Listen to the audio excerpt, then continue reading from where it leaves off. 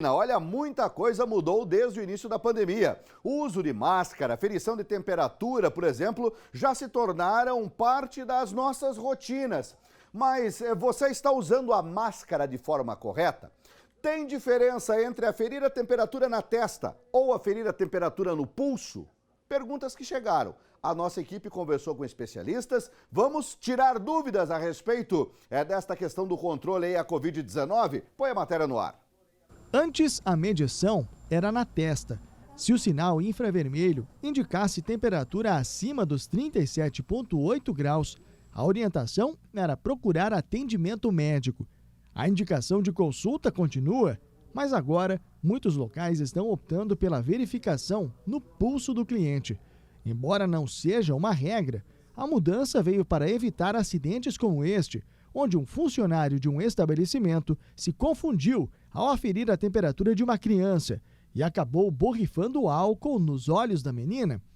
Para quem ficou em dúvida sobre a alteração, essa farmacêutica explica que não existe diferença sobre o local para onde o equipamento é apontado. Na verdade, pelos alguns artigos que eu já li, não tem diferença assim comprovada. Por quê? Se a pessoa está caminhando na rua, por exemplo, está exposta ao sol e for aferir a pressão na testa, vai estar mais aumentada.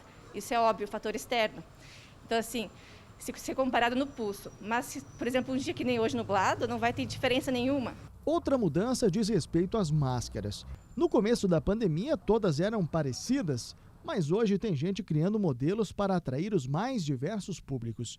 Embora para muita gente o uso seja totalmente desconfortável, o que não pode mudar é a maneira como o acessório é usado.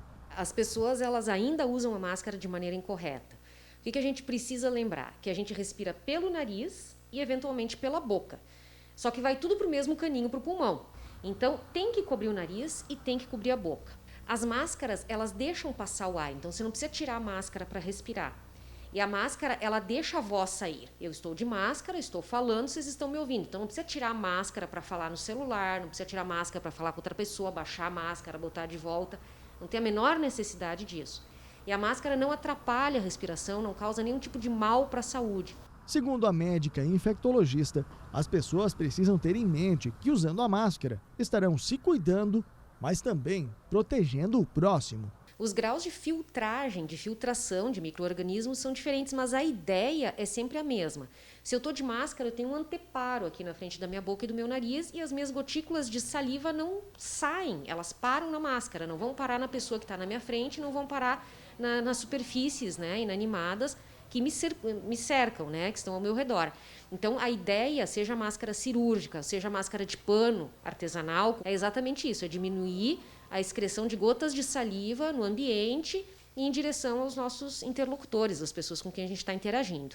Outro ponto é que, apesar do uso ser obrigatório por causa da Covid, a utilização também pode proteger a população de eventuais riscos de poluição, mas também de outras doenças.